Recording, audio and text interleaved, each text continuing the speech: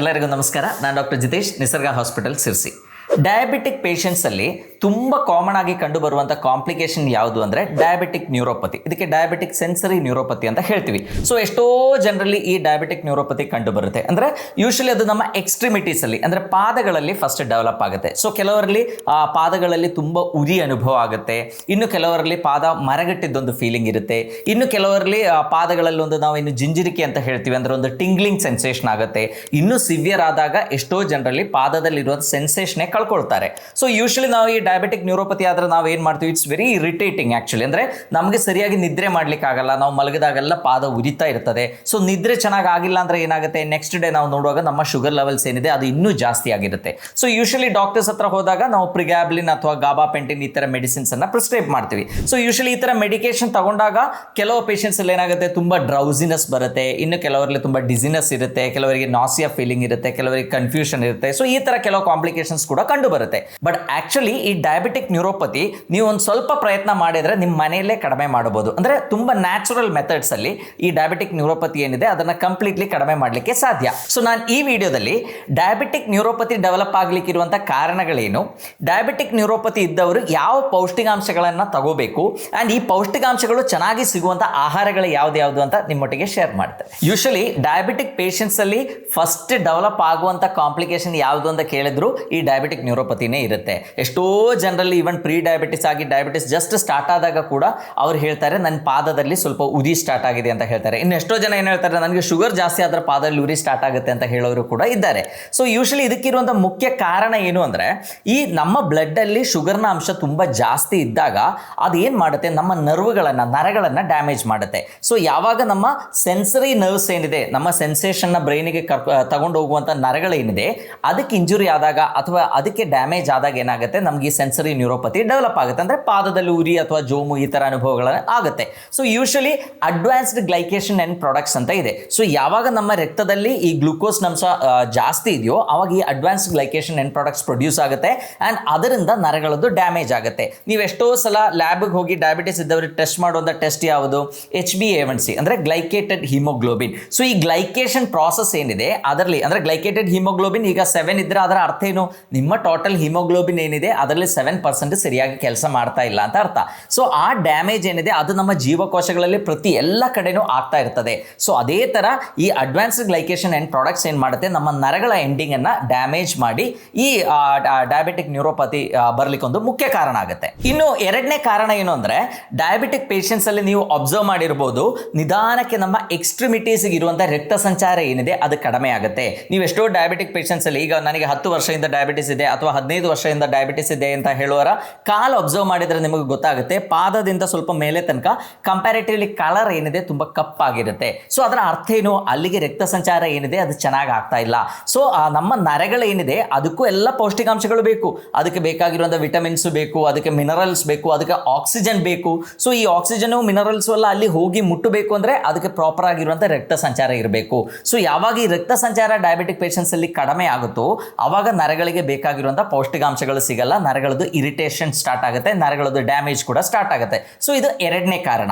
So ಈ ರಕ್ತ ಸಂಚಾರ ಕಡಿಮೆ ಆಗೋದು ನಮಗೆ ಕ್ಲಿಯರ್ಲಿ ಗೊತ್ತಾಗುತ್ತೆ. ಪಾದ ಉರಿರೋ ಪೇಷಂಟ್ದು ಕಾಲು ನಾವು ನೋಡಿದ್ರೆ ಅದರಲ್ಲಿ ಕಲರ್ ಚೇಂಜ್ ಇದೆ, ಕಪ್ಪು ಕಲರ್ ಆಗ್ತಾ ಇದೆ ಅಂದ್ರೆ 100% ಅವರಿಗೆ ರಕ್ತ ಸಂಚಾರ ಏನಿದೆ ಕಡಿಮೆ ಇರುತ್ತೆ. ಸೊ ಹಾಗಾಗಿ ಈ ಡಯಾಬಿಟಿಕ್ ಪೇಷಂಟ್ಸ್ ಅಲ್ಲಿ ಕಾಲಲ್ಲಿ ಒಂದು ಗಾಯ ಡೆವಲಪ್ ಆದ್ರೆ ಒಣಗಲಿಕ್ಕೆ ಲೇಟ್ ಆಗೋದು ಯಾಕೆ, ಬಿಕಾಸ್ ಆ ವಾಸಿ ಆಗಬೇಕು ಅಂದ್ರೆ ಅಲ್ಲಿಗೆ ರಕ್ತ ಸಂಚಾರ ಇರಬೇಕು, ಅಲ್ಲಿ ನಮ್ಮ ಪ್ಲೇಟ್ಲೆಟ್ಸು ನಮ್ಮ ಬಾಡಿ ಅದು ರಿಪೇರಿ ಮಾಡುವಂತ ಏನೇನು ನಮ್ಮ ರಕ್ತದಲ್ಲಿದೆ ಅದಲ್ಲಿ ಹೋಗಿ ಮುಟ್ಟಬೇಕು. ಅದು ಹೋಗಿ ಮುಟ್ತಾ ಇಲ್ಲ ಅಂದ್ರೆ ಏನಾಗುತ್ತೆ, ಅಲ್ಲಿ ಡಿಲೇ ಆಗುತ್ತೆ, ಆ ಗಾಯ ಏನಿದೆ ಅದು ಬೇಗ ವಾಸಿ ಆಗಬೇಕು ಅಂತ ಇಲ್ಲ. ಸೊ ಹಾಗಾಗಿ ರಕ್ತ ಸಂಚಾರ ಕಡಿಮೆ ಆಗೋದ್ರಿಂದ ಕೂಡ ನಮಗೇನು ಈ ಡಯಾಬಿಟಿಕ್ ನ್ಯೂರೋಪತಿ ಡೆವಲಪ್ ಆಗುತ್ತೆ. ಇನ್ನು ಮೂರನೇ ಕಾರಣ ಅಂದ್ರೆ ಇನ್ಫ್ಲಮೇಷನ್. ಸೊ ನಮಗೆ ಗೊತ್ತು ಡಯಾಬಿಟಿಸ್ ಇದ್ದಾಗ ಈ ತರ ಕಾಯಿಲೆಗಳೆಲ್ಲ ಬರ್ಲಿಕ್ಕೆ ಇರುವಂತ ಕಾರಣ ಏನು, ನಮ್ಮ ರಕ್ತದಲ್ಲಿ ಶುಗರ್ನ ಅಂಶ ಜಾಸ್ತಿ ಇದ್ದಾಗ ನಮ್ಮ ಬಾಡಿಯಲ್ಲಿ ಇನ್ಫ್ಲಮೇಷನ್ ಜಾಸ್ತಿ ಆಗುತ್ತೆ. ಸೊ ಇನ್ಫ್ಲಮೇಷನ್ ಜಾಸ್ತಿ ಆದಾಗ ಏನಾಗುತ್ತೆ, ನರಗಳಲ್ಲಿ ಕೂಡ ಇನ್ಫ್ಲಮೇಷನ್ ಆಗುತ್ತೆ. ನರಗಳಲ್ಲಿ ಆಗುವಂತ ಇನ್ಫ್ಲಮೇಷನ್ ಅನ್ನ ನಾವು ಹೇಳುವ ಹೆಸರು ನ್ಯೂರೈಟಿಸ್, ಪೆರಿಫರಲ್ ನ್ಯೂರೈಟಿಸ್ ಅಂತ. ಸೊ ಆ ನ್ಯೂರೈಟಿಸ್ ಆದಾಗ ಏನಾಗುತ್ತೆ, ಅದು ಕೂಡ ಈ ಉರಿ ಅಥವಾ ಜೋಮು ಇದಕ್ಕೆಲ್ಲ ಕಾರಣ ಆಗುತ್ತೆ. ಸೊ ಇದೆಲ್ಲ ಕಂಟ್ರೋಲ್ ಆಗಬೇಕು ಅಂದರೆ ಫಸ್ಟ್ ಆ್ಯಂಡ್ ಫಾರ್ಮೋಸ್ಟ್ ಏನು ಮಾಡಬೇಕು, ನಮ್ಮ ಶುಗರ್ ಏನಿದೆ ಅದು ಚೆನ್ನಾಗಿ ಕಂಟ್ರೋಲ್ ಮಾಡ್ಕೋಬೇಕು. ಸೊ ಶುಗರ್ ಚೆನ್ನಾಗಿ ಕಂಟ್ರೋಲ್ ಮಾಡಿದಾಗ ಈ ಇನ್ಫ್ಲಮೇಷನ್ ಕಡಿಮೆ ಆಗುತ್ತೆ, ನಮ್ಮ ಪಾದದ ಉರಿ ಕೂಡ ಕಡಿಮೆ ಮಾಡಲಿಕ್ಕೆ ಸಾಧ್ಯ. ಇನ್ನು ಲಾಸ್ಟ್ ಅಂದರೆ ಡೆಫಿಷಿಯನ್ಸೀಸ್. ನಮಗೆ ಗೊತ್ತು, ಈವನ್ ಡಯಾಬಿಟಿಕ್ ಪೇಷಂಟ್ಸ್ ಇರಲಿ ಅಲ್ಲ ಡಯಾಬಿಟಿಸ್ ಇಲ್ಲದೆ ಇರೋರು ಇರಲಿ, ಅವರೆಲ್ಲರಲ್ಲೂ ಕೂಡ ಈ ನ್ಯೂರೋಪತಿ ಏನಿದೆ ಕಂಡು ಬರುತ್ತೆ. ಸೊ ಅದಕ್ಕೊಂದು ಮುಖ್ಯ ಕಾರಣ ಏನು, ನರಗಳಿಗೆ ಬೇಕಾಗಿರುವಂಥ ಪೌಷ್ಟಿಕಾಂಶಗಳು ಅದಕ್ಕೆ ಸರಿಯಾಗಿ ಸಿಗ್ತಾ ಇಲ್ಲ.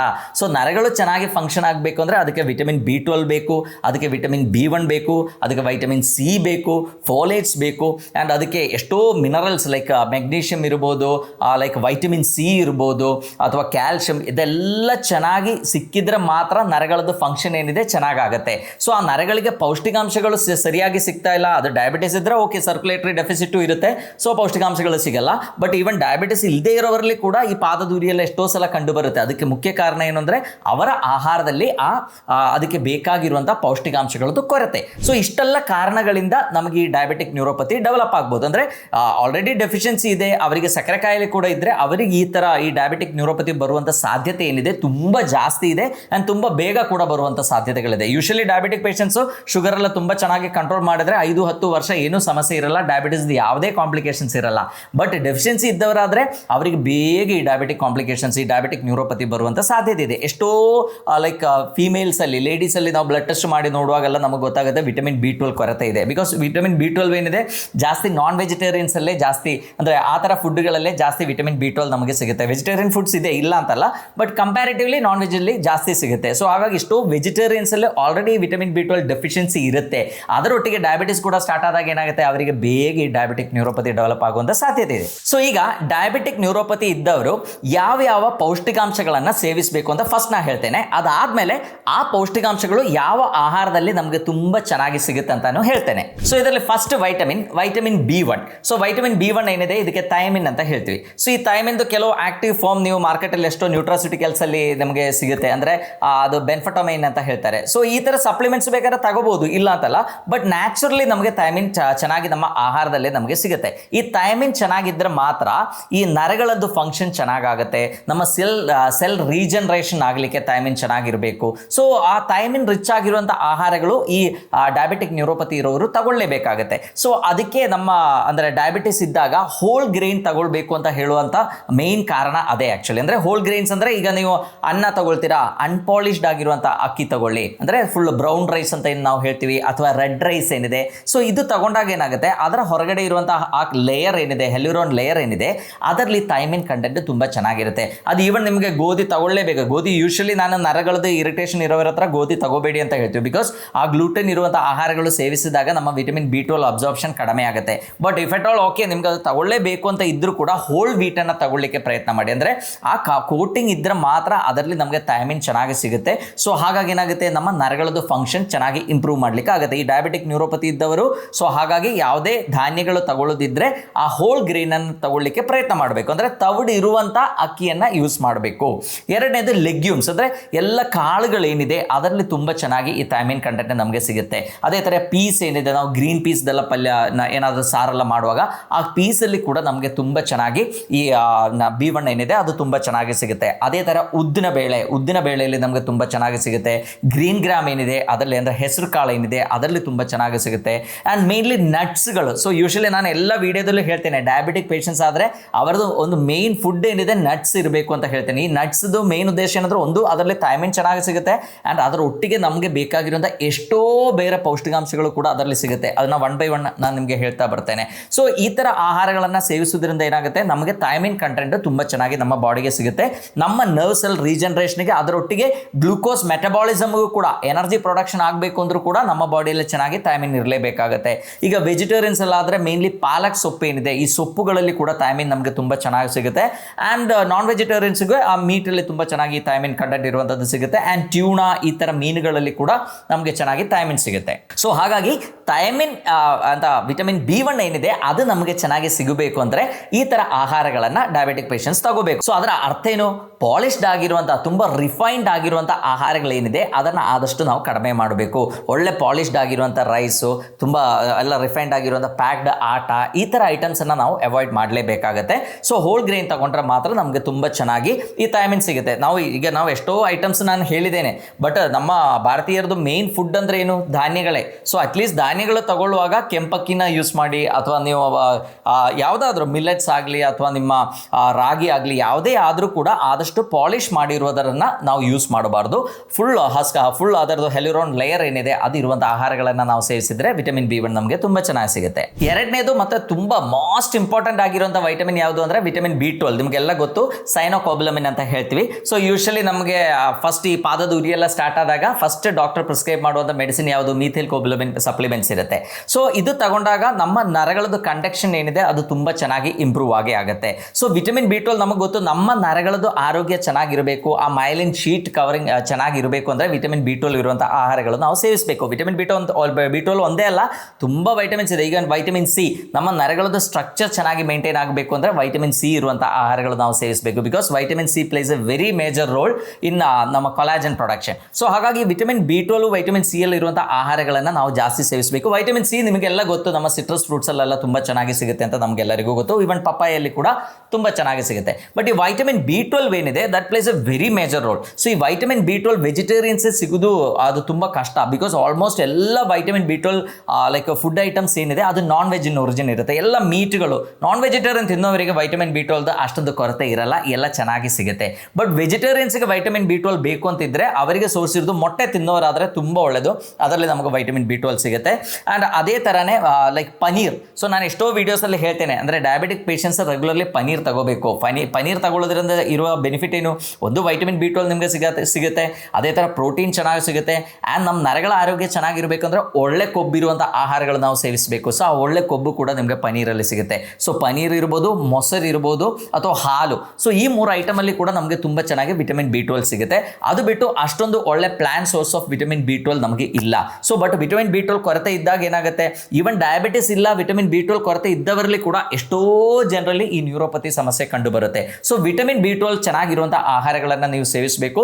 ನಾನ್ ವೆಜಿಟೇರಿಯನ್ಸ್ ಆದರೆ ಒಂದು ಟೈಮಲ್ಲಿ ತುಂಬ ಒಳ್ಳೆ ಒಂದು ಗುಡ್ ಕ್ವಾಂಟಿಟಿ, ಒಂದು around 75 to 100 grams of non vegetarian food ತಗೊಳ್ಳೋದ್ರಿಂದ ವಿಟಮಿನ್ B12 ನಮಗೆ ತುಂಬ ಚೆನ್ನಾಗಿ ಸಿಗುತ್ತೆ. ವೆಜಿಟೇರಿಯನ್ಸ್ ಆದರೆ ನಾನೀಗ ಹೇಳಿರುವಂಥ ಪನೀರ್ ಇರ್ಬೋದು, ಮೊಸರು ಇರ್ಬೋದು, ಹಾಲು ಇರ್ಬೋದು, ಈ ಥರ ಐಟಮ್ಸಿಂದ ನಮಗೆ ತುಂಬ ಚೆನ್ನಾಗಿ ವಿಟಮಿನ್ B12 ಸಿಗುತ್ತೆ. ಇನ್ನೂ ಎಷ್ಟೋ ಇದೆ, ಬಟ್ ನಮಗೆ ಸಫಿಷಿಯೆಂಟ್ ಆಗಿ ಬೇಕಲ್ಲ, ನಮ್ಮ ನರ್ವ್ ರಿಪೇರ್ಗೆ ಬೇಕಾಗಿರೋಷ್ಟು ವಿಟಮಿನ್ B12 ಸಿಗಬೇಕು ಅಂದರೆ ಈ ಆಹಾರಗಳನ್ನು ನಾವು ಸೇವಿಸಬೇಕಾಗುತ್ತೆ. ನೆಕ್ಸ್ಟ್, ನರಗಳ ಇರಿಟೇಷನ್ ಕಡಿಮೆ ಮಾಡಲಿಕ್ಕೆ ಬೇಕಾಗಿರುವಂಥ ಒಂದು ಮುಖ್ಯವಾಗಿರುವಂಥ ಒಂದು ಪೌಷ್ಟಿಕಾಂಶ ಯಾವುದು ಅಂದರೆ ಆಲ್ಫಾ ಲಿಪೋಯಿಕ್ ಆಸಿಡ್ ಅಂತ ಹೇಳ್ತೀವಿ, ಅಂದರೆ ALA ಅಂತ ಹೇಳ್ತೀವಿ. ಸೊ ಈ ಆಲ್ಫಾ ಲಿಪೋಯಿಕ್ ಆಸಿಡ್ ಏನಿದೆ ಬಾಕಿರೋ ವಿಟಮಿನ್ಸ್ ಥರ ಎಲ್ಲ ಆಹಾರದಲ್ಲೂ ತುಂಬ ಜಾಸ್ತಿ ನಮಗೆ ಸಿಗಬೇಕು ಅಂತಿಲ್ಲ, ಬಟ್ ಅದು ಕೂಡ ಈ ಮೀಟ್ ಏನಿದೆ, ನಾನ್ ವೆಜ್ ಏನಿದೆ ಅದರಲ್ಲಿ ನಮಗೆ ತುಂಬ ಚೆನ್ನಾಗಿ ಸಿಗುತ್ತೆ. ಸೊ ವೆಜಿಟೇರಿಯನ್ ಸೋರ್ಸಸ್ ನಾವು ನೋಡೋದಾದರೆ ಮೇನ್ಲಿ ನಮಗೆ ALA ಏನಿದೆ ಅದು ನಮ್ಮ ಪಾಲಕ್ ಸೊಪ್ಪು ಏನಿದೆ ಅದರಲ್ಲಿ ತುಂಬ ಚೆನ್ನಾಗಿ ನಮಗೆ ALA ಸಿಗುತ್ತೆ. ಸೊ ಹಾಗಾಗಿ ನಾವು ಏನು ಮಾಡಬೇಕು, ಪಾಲಕ್ ಸೊಪ್ಪಿಂದ ಜ್ಯೂಸ್ ಮಾಡ್ಬೋದು, ಅಥವಾ ಪಾಲಕ್ ಸೊಪ್ಪಿನ ಪಲ್ಯಗಳೇನಿದೆ ಅದು ರೆಗ್ಯುಲರ್ಲಿ ಮಾಡೋದರಿಂದ ನಮಗೆ ತುಂಬ ಚೆನ್ನಾಗಿ ALA ಸಿಗುತ್ತೆ. ಅದೇ ಥರ ಕ್ಯಾರೆಟ್ ಏನಿದೆ ಅದರಲ್ಲಿ ನಮಗೆ ತುಂಬ ಚೆನ್ನಾಗಿ ALA ಸಿಗುತ್ತೆ. ಅದೇ ಥರ ನಮ್ಮ ಟೊಮ್ಯಾಟೊ ಏನಿದೆ ಅದರಲ್ಲಿ ಕೂಡ ನಮಗೆ ತುಂಬ ಚೆನ್ನಾಗಿ ALA ಸಿಗುತ್ತೆ. ಪೊಟೆಟೊ ಅಲ್ಲಿ ಕೂಡ ತುಂಬ ಚೆನ್ನಾಗಿ ALA ಸಿಗುತ್ತೆ. But at the same time potato ತಿಂದರೆ ಏನಾಗುತ್ತೆ, ನಮ್ಮ ಶುಗರ್ ಲೆವೆಲ್ ಶೂಟ್ ಆಗುತ್ತೆ, ಅದು ಮತ್ತೆ ನಮಗೆ ಸಮಸ್ಯೆಗೆ ಕಾರಣ ಆಗುತ್ತೆ. ಸೊ ಹಾಗಾಗಿ ಟೊಮ್ಯಾಟೊ ಇರ್ಬೋದು, ಅಥವಾ ಕ್ಯಾರೆಟ್ ಇರ್ಬೋದು, ಅಥವಾ ಪಾಲಕ್ ಇರ್ಬೋದು, ನಾನ್ ವೆಜ್ ಇರ್ಬೋದು, ಮೊಟ್ಟೆ ಇರ್ಬೋದು, ಈ ಥರ ಐಟಮ್ಸನ್ನು ನಾವು ಜಾಸ್ತಿ ಸೇವಿಸೋದ್ರಿಂದ ನಮಗೆ ಸಫಿಷಿಯೆಂಟ್ ಆಗಿ ಆಲ್ಫಾ ಲಿಪೋಯಿಕ್ ಆಸಿಡ್ ನಮಗೆ ಸಿಗುತ್ತೆ. ಅದು ಕೂಡ ಈ ನರಗಳದ್ದು ಇರಿಟೇಷನ್ ಕಡಿಮೆ ಮಾಡಲಿಕ್ಕೂ ನಮಗೆ ಹೆಲ್ಪ್ ಮಾಡುತ್ತೆ. And at the same time ನಮ್ಮ ಎಕ್ಸ್ಟ್ರಿಮಿಟೀಸ್ಗೆ, ನಮ್ಮ ರಕ್ತ ಸಂಚಾರ ಇಂಪ್ರೂವ್ ಮಾಡಲಿಕ್ಕೂ ಕೂಡ ಅದು ತುಂಬ ಹೆಲ್ಪ್ ಆಗುತ್ತೆ. ಸೊ ನಮಗೆ ಗೊತ್ತು, ಜಾಸ್ತಿ ವೆಜಿಟೇಬಲ್ಸ್ ತಿಂದರೆ ಮಾತ್ರ ನಮಗೆ ಈ ನಮ್ಮ ನೈಟ್ರೇಟ್ಸ್ ಅಂತ ಹೇಳ್ತೀವಿ, ಅಂದರೆ ನಮ್ಮ ಬ್ಲಡ್ ವೆಸಲ್ನ ಎನ್ಲಾರ್ಜ್ ಮಾಡಿ ನಮ್ಮ ರಕ್ತ ಫ್ಲೋ ಇಂಪ್ರೂವ್ ಮಾಡಲಿಕ್ಕೆ ಬೇಕಾಗಿರುವಂಥ ಒಂದು ಪೌಷ್ಟಿಕಾಂಶ ಅದು. ಸೊ ಈ ನೈಟ್ರೇಟ್ಸ್ ಜಾಸ್ತಿ ಇರುವಂಥ ಆಹಾರಗಳನ್ನು ನಾವು ಸೇವಿಸಬೇಕು ಅಂದರೆ ಈ ಥರ ಸೊಪ್ಪುಗಳನ್ನು, ಪಾಲಕ್ ಸೊಪ್ಪು ಇರ್ಬೋದು, ನುಗ್ಗೆ ಸೊಪ್ಪು ಇರ್ಬೋದು, ಹರಿವೆ ಸೊಪ್ಪು ಇರ್ಬೋದು, ಇದರಲ್ಲೆಲ್ಲ ನೈಟ್ರೇಟ್ಸ್ ಜಾಸ್ತಿ ಇರುತ್ತೆ. ಬ್ರೋಕೋಲಿ, ಕ್ಯಾಬೇಜು ಇದರಲ್ಲಿ ಕೂಡ ಇದು ಜಾಸ್ತಿ ಇರುತ್ತೆ. ಆ್ಯಂಡ್ ಈವನ್ ಬೀಟ್ರೂಟಲ್ಲಿ ಕೂಡ ತುಂಬ ಜಾಸ್ತಿ ನೈಟ್ರೇಟ್ ಸಿಗುತ್ತೆ. ಬಟ್ ಬೀಟ್ರೂಟ್ ತಿಂದರೆ ಇರುವಂಥ ಒಂದು ಸಮಸ್ಯೆ ಏನಂದರೆ ನಮ್ಮ ಶುಗರ್ ಶೂಟ್ ಆಗುತ್ತೆ. ಸೊ ಬೀಟ್ರೂಟನ್ನು ಮಿತವಾಗಿ ತಗೊಳ್ಳೋದು ತುಂಬ ಒಳ್ಳೆಯದು. ಬಟ್ ಈ ಥರ ಆಹಾರಗಳು ತಿಂದಾಗ ಏನಾಗುತ್ತೆ, ನಮ್ಮ ಕಾಲಿಗೆ ಇರುವಂಥ ರಕ್ತ ಸಂಚಾರ ಇಂಪ್ರೂವ್ ಆಗಿ ನಮ್ಮ ಕಾಲಿಗೆ ಒಳ್ಳೆ ಪೌಷ್ಟಿಕಾಂಶಗಳು ಸಿಗಲಿಕ್ಕೆ ಅದು ತುಂಬ ಹೆಲ್ಪ್ಫುಲ್ ಆಗುತ್ತೆ. ನರಗಳ ಇರಿಟೇಷನ್ ಕೂಡ ಕಡಿಮೆ ಆಗುತ್ತೆ. Next is omega 3. ನಮಗೆ ಗೊತ್ತು, ನಮ್ಮ ಬಾಡಿಯಲ್ಲಿ ಇರುವಂಥ ಇನ್ಫ್ಲಮೇಷನ್ ಕೂಡ ಈ ನರಗಳ ಇರಿಟೇಷನ್ಗೆ ಒಂದು ಮೇನ್ ಕಾರಣ. ಸೊ ಆ ಇನ್ಫ್ಲಮೇಷನ್ ಕಡಿಮೆ ಆಗಬೇಕು ಅಂದರೆ ಒಮೆಗಾ 3 ರಿಚ್ ಆಗಿರುವಂಥ ಆಹಾರಗಳು ತಗೋಬೇಕು. ಆ್ಯಂಡ್ ಒಮೆಗಾ 3 ಇರುವಂಥ DHA ಏನಿದೆ ಅದು ನಮ್ಮ ನರಗಳ ರಿಪೇರಿಗೂ ಕೂಡ ತುಂಬ ಬೇಕಾಗಿರುವಂಥದ್ದು. ಆ್ಯಂಡ್ ನರಗಳಲ್ಲಿ ಆಗುವಂಥ ಇರಿಟೇಷನ್ ಕೂಡ ಕಡಿಮೆ ಮಾಡಲಿಕ್ಕೆ ಇದು ಹೆಲ್ಪ್ ಆಗುತ್ತೆ. ಸೊ ಈ ಒಮೆಗಾ 3 ಏನಿದೆ ನಮಗೆ ಗೊತ್ತು, ಅದು ನಮಗೆ ಜಾಸ್ತಿ ಸಿಗೋದು ಅಂದರೆ ಮೀನುಗಳಲ್ಲಿ ಅಷ್ಟೇ ಸಿಗುತ್ತೆ. ಸಾರ್ಡೈನ್ ಆ್ಯಂಡ್ ಮ್ಯಾಕ್ರಲ್ ಅಂದರೆ ತಾರ್ಲೆ ಮತ್ತು ಬಂಗಡೆ ಏನಿದೆ ಅದರಲ್ಲಿ ತುಂಬ ಚೆನ್ನಾಗಿ ಒಮೆಗಾ 3 ಸಿಗುತ್ತೆ. ನಮ್ಮ ಪ್ಲಾಂಟ್ ಸೋರ್ಸ್ ಆಫ್ ಒಮೆಗಾ ಕೂಡ ಇದೆ, ಬಟ್ ಅದು ಅಷ್ಟೊಂದು ಚೆನ್ನಾಗಿದೆ ಅಂತ ನಮಗೆ ಹೇಳಲಿಕ್ಕಾಗಲ್ಲ. ಸೊ ಒಮೆಗಾ 3 ರಿಕ್ವೈರ್ಮೆಂಟ್ ಇದ್ದಾಗ it's better to go for supplement. ಯಾಕಂದರೆ ಒಮೆಗಾ 3 ನ್ಯಾಚುರಲಿ ಸಿಗೋದು ತುಂಬ ಕಷ್ಟ ಆಗಿಬಿಟ್ಟಿದೆ. ಆ್ಯಂಡ್ ನಾವು ತಗೊಳ್ಳುವಂಥ ಎಷ್ಟೋ ಆಯಿಲ್ಸಲ್ಲೆಲ್ಲ ಏನಿದೆ ಒಮೆಗಾ 6 ಜಾಸ್ತಿ ಇರುತ್ತೆ. ಸೊ ಒಮೆಗಾ 6 ಇರುವಂಥ ಆಹಾರಗಳು ಜಾಸ್ತಿ ತಗೊಂಡಾಗ ನಮಗೆ ಇನ್ಫ್ಲಮೇಷನ್ ಜಾಸ್ತಿ ಆಗುತ್ತೆ. But at the same time omega 3 ಇರುವಂಥ ಆಹಾರಗಳನ್ನು ನಾವು ಜಾಸ್ತಿ ಸೇವಿಸಬೇಕು. ನ್ಯಾಚುರಲಿ ವೆಜಿಟೇರಿಯನ್ ಸೋರ್ಸ್ ಅಂದರೆ ನಮಗೆ ಗೊತ್ತು, ಅಗಸೆ ಬೀಜ ಏನಿದೆ, ಚಿಯಾ ಸೀಡ್ಸ್ ಏನಿದೆ, ನಟ್ಸ್ಗಳೇನಿದೆ ಅದರಲ್ಲೆಲ್ಲ ಒಮೆಗಾ 3 ನಮಗೆ ಸಿಗುತ್ತೆ. But it's not to that extent. So ನಿಮ್ಗೆ ಒಮೆಗಾ 3 ಬೇಕು ಅಂದರೆ ತಾರ್ಲೆ ಅಥವಾ ಬಾಂಗಡೆ ಈ ಮೀನುಗಳನ್ನು ನೀವು ಸೇವಿಸಿ, ಅಥವಾ ಒಮೆಗಾ 3 ಸಪ್ಲಿಮೆಂಟ್ಸ್ ಅನ್ನ ತಗೊಳ್ಳಿ. ನೆಕ್ಸ್ಟ್ ಮುಖ್ಯವಾಗಿರುವಂಥ ಒಂದು ಮಿನರಲ್, ಸೊ ಇದು ಮೆಗ್ನೀಷಿಯಂ. ನಮಗೆಲ್ಲ ಗೊತ್ತು ಕಾಮಿಂಗ್ ಮಿನರಲ್ ಅಂತ ನಾವು ಮೆಗ್ನೀಷಿಯಂಗೆ ಹೇಳೋದು. ಎಷ್ಟೋ ಜನರಲ್ಲಿ ಈ ಡಯಾಬಿಟಿಕ್ ನ್ಯೂರೋಪತಿ ಇದ್ದಾಗ ಮೆಗ್ನೀಷಿಯಂ ಜಾಸ್ತಿ ಇರುವಂಥ ಆಹಾರಗಳ ಸೇವಿಸಿದಾಗ ಏನಾಗುತ್ತೆ, ಅದು ಕಂಪ್ಲೀಟ್ಲಿ ಕಡಿಮೆ ಆಗುತ್ತೆ. ಮೆಗ್ನೀಷಿಯಂ ಮತ್ತು vitamin C it's a very unique combination actually. ಅದು ಚೆನ್ನಾಗಿರುವಂಥ ಆಹಾರಗಳು ನಾವು ಸೇವಿಸಬೇಕು. ನುಗ್ಗೆ ಸೊಪ್ಪು ಒನ್ ಆಫ್ ದ ಬೆಸ್ಟ್. ನಾನು ಈಗಾಗಲೇ ವಿಡಿಯೋ ಮಾಡಿದ್ದೇನೆ ನುಗ್ಗೆ ಸೊಪ್ಪಿನ ಬಗ್ಗೆ. ಸೊ ಪ್ರತಿ ದಿವಸ ಒಂದು ನುಗ್ಗೆ ಸೊಪ್ಪು ಒಂದು ಸ್ವಲ್ಪ ತಗೊಂಡು ಅದರದ್ದು ಪಲ್ಯ ಮಾಡ್ಕೊಳ್ಳಿ, ಇಲ್ಲ ಅದರದ್ದು ನ್ಯಾಚುರಲ್ ಜ್ಯೂಸ್ ಮಾಡ್ಕೊಳ್ಳಿ. ಅದು ತಗೊಳ್ಳೋದ್ರಿಂದ ಏನಾಗುತ್ತೆ, ನಮಗೆ ವೈಟಮಿನ್ ಸಿನೂ ತುಂಬ ಚೆನ್ನಾಗಿ ಸಿಗುತ್ತೆ ಆ್ಯಂಡ್ ಅದರೊಟ್ಟಿಗೆ ಮೆಗ್ನೀಷಿಯಂ ಕೂಡ ತುಂಬ ಚೆನ್ನಾಗಿ ಸಿಗುತ್ತೆ. ಬಟ್ ನಮ್ಮ ಎಲ್ಲ ಈ ಗ್ರೀನ್ ಲೀಫಿ ವೆಜಿಟೇಬಲ್ಸ್ ಏನಿದೆ, ಬರೀ ನುಗ್ಗೆ ಸೊಪ್ಪಲ್ಲಿ ಒಂದೇ ಅಲ್ಲ, ಎಲ್ಲ ಸೊಪ್ಪುಗಳಲ್ಲಿ ಕೂಡ ನಮಗೆ ತುಂಬ ಚೆನ್ನಾಗಿ ಮೆಗ್ನೀಷಿಯಂ ಸಿಗುತ್ತೆ. ಸೊ ಈ ಮೆಗ್ನೀಷಿಯಂ ರಿಚ್ ಆಗಿರುವಂಥ ಆಹಾರಗಳೇನಿದೆ ಅದು ನಾವು ಜಾಸ್ತಿ ತಗೋಬೇಕು. ಅದು ಬ್ರಾಜಿಲ್ ನಟ್ಸ್ ಇರ್ಬೋದು, ಎಲ್ಲ ನಟ್ಸಲ್ಲೂ, ಅದು ಬಾದಾಮ್, ಪಿಸ್ತಾ, ಕ್ಯಾಶಿಯೋ, ವ್ಯಾಲ್ನಟ್, ಆಪ್ರಿಕೋಟ್, ಎನಿಥಿಂಗ್, ಎಲ್ಲ ನಟ್ಸ್ಗಳಲ್ಲಿ ಕೂಡ ತುಂಬ ಚೆನ್ನಾಗಿ ನಮಗೆ ಮೆಗ್ನೀಷಿಯಂ ಸಿಗುತ್ತೆ. ಸೊ ಈ ಮೆಗ್ನೀಷಿಯಂ ರಿಚ್ ಆಗಿರುವಂಥ ಆಹಾರಗಳನ್ನು ನಾವು ಸೇವಿಸಬೇಕು. ಅದರೊಟ್ಟಿಗೆ ವೈಟಮಿನ್ ಸಿ ನಿಮಗೆ ಗೊತ್ತು, ಒಳ್ಳೆ ಎಲ್ಲ ಸಿಟ್ರಸ್ ಫ್ರೂಟ್ಸ್ ಅಲ್ಲಿ ನಮ್ಮ ನೆಲ್ಲಿಕಾಯಿ ಇರ್ಬೋದು, ಅಥವಾ ಪಪಾಯ ಇರ್ಬೋದು, ಅಥವಾ ಆರೆಂಜಸ್ ಇರ್ಬೋದು, ಇದರಲ್ಲೆಲ್ಲ ವೈಟಮಿನ್ ಸಿ ಕೂಡ ತುಂಬ ಚೆನ್ನಾಗಿ ಸಿಗುತ್ತೆ. ಸೊ ಡಯಾಬಿಟಿಕ್ ಪೇಷಂಟ್ಸ್ ಏನು ಮಾಡಬೇಕು, ಅವರದ್ದು ಆಹಾರದಲ್ಲಿ ಮುಖ್ಯವಾಗಿ ಒಂದು ಒಳ್ಳೆ ವೆಜಿಟೇಬಲ್ ಪಲ್ಯ, ಅದು ತುಂಬ ಚೆನ್ನಾಗಿ ಜಾಸ್ತಿ ಕ್ವಾಂಟಿಟಿಯಲ್ಲಿ ಇರಲೇಬೇಕಾಗುತ್ತೆ. ಪ್ರತಿ ದಿವಸ ಒಂದು ಸ್ವಲ್ಪ ನಟ್ಸ್ ತಗೊಳ್ಳೇಬೇಕಾಗುತ್ತೆ. ಸೊ ಇದೆರಡು ಇದ್ರೆ ಏನಾಗುತ್ತೆ, ನಮಗೆ ಮೆಗ್ನೀಷಿಯಂ ತುಂಬ ಚೆನ್ನಾಗಿ ಸಿಗುತ್ತೆ. ವೈಟಮಿನ್ ಸಿ ಸಲುವಾಗಿ ನಾವು ಈವ್ನಿಂಗ್ ತಗೊಳ್ಳೋಂಥ ಸ್ನ್ಯಾಕ್ಸ್ ಅನ್ನು ಸ್ಕಿಪ್ ಮಾಡಿ ನೀವು ಯಾವುದಾದ್ರೂ ಒಂದು ಸಿಟ್ರಸ್ ಫ್ರೂಟ್ಸ್ ತಗೊಳ್ಳಿ, ಅದರಲ್ಲಿ ನಮಗೆ ತುಂಬ ಚೆನ್ನಾಗಿ ವೈಟಮಿನ್ ಸಿ ಕೂಡ ಸಿಗುತ್ತೆ. ಸೊ ಓವರ್ ಆಲ್ ನಾವೀಗ ಸಮರೈಸ್ ಮಾಡೋದಾದ್ರೆ, ನಮ್ಮ ಡಯಾಬಿಟಿಕ್ ನ್ಯೂರೋಪತಿ ಏನಿದೆ ಅದನ್ನ ಕಡಿಮೆ ಮಾಡಬೇಕು ಅಂದ್ರೆ ಯಾವ ಆಹಾರಗಳನ್ನು ಸೇವಿಸಬೇಕು.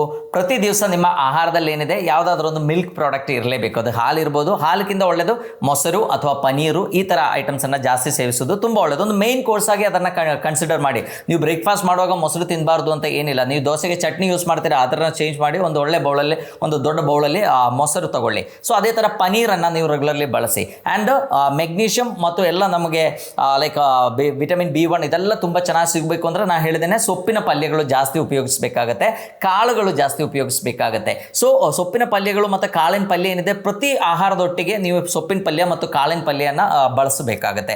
ಅದರೊಟ್ಟಿಗೆ ನಮಗೆ ವಿಟಮಿನ್ B1 ಚೆನ್ನಾಗಿ ಸಿಗಬೇಕು ಅಂದರೆ ಒಳ್ಳೆ ಅನ್ಪಾಲಿಶ್ಡ್ ಆಗಿರುವಂಥ ಗ್ರೈನ್ಸನ್ನು ನಾವು ಯೂಸ್ ಮಾಡಬೇಕು. ಅದು ಒಳ್ಳೆ ಅಂದರೆ ಕುಚ್ಚಲಕ್ಕಿ ಅಂತ ನಾವೇನು ಹೇಳ್ತೀವಿ, ರೆಡ್ ರೈಸು, ಬ್ರೌನ್ ರೈಸು ಅಥವಾ ಅನ್ಪಾಲಿಶ್ಡ್ ರೈಸ್ ಏನಿದೆ ಇದನ್ನ ಜಾಸ್ತಿ ಬಳಸಿ. ಆ್ಯಂಡ್ ಕ್ವಾಂಟಿಟಿಯನ್ನು ಕೂಡ ರೆಸ್ಟ್ರಿಕ್ಟ್ ಮಾಡಬೇಕಾಗುತ್ತೆ. ನಮ್ಮ ನರಗಳ ಆರೋಗ್ಯಕ್ಕೆ ಇದೆಲ್ಲ ಇರುವಂಥ ಆಹಾರಗಳನ್ನು ಸೇವಿಸಬೇಕು ಅಂತ ಹೇಳಿ ಅನ್ಪಾಲಿಶ್ಡ್ ರೈಸ್ ತುಂಬ ಜಾಸ್ತಿ ತಿಂದ್ಬಿಟ್ರೆ ಏನಾಗುತ್ತೆ, ನಮ್ಮ ಶುಗರ್ ಜಾಸ್ತಿ ಆಗುತ್ತೆ ಮತ್ತು ನಮಗೆ ಸಮಸ್ಯೆಗಳು ಜಾಸ್ತಿ ಆಗುತ್ತೆ.